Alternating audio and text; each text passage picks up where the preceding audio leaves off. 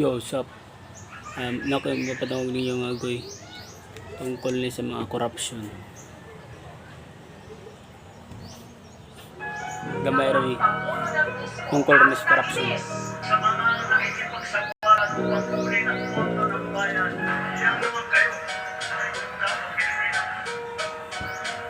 Kaya maging nakakadiri yung korupsyon na hindi siya maging katanggap-tanggap. Naunsa ning Pilipinas, naghanap kayong hilas, dili naging ni patas, napakita dayong gilas, pero sa ilang kaila, maugid ng gobyerno, mapakitas ka maayo, dili ra ba maklaro, mura ra bag maayo, nagpadako lang sa ulo, may painyong ipaaso, para dako nyong kabago, pag-usatanan, daghanan na wag kanyan, nindot ra mong pormahan, pero pati mong batasan, lami sa unahan, nindot og istoryahan, igabot sa inahan, korupsyon ang istoryahan, mga kakapitan, nindot ra mong pormahan, nasa ninyong batasan, wanagay masabtanan, puro nakabuwangan, wanagay masabtanan, puro nakadulaan ng atong gobernohan.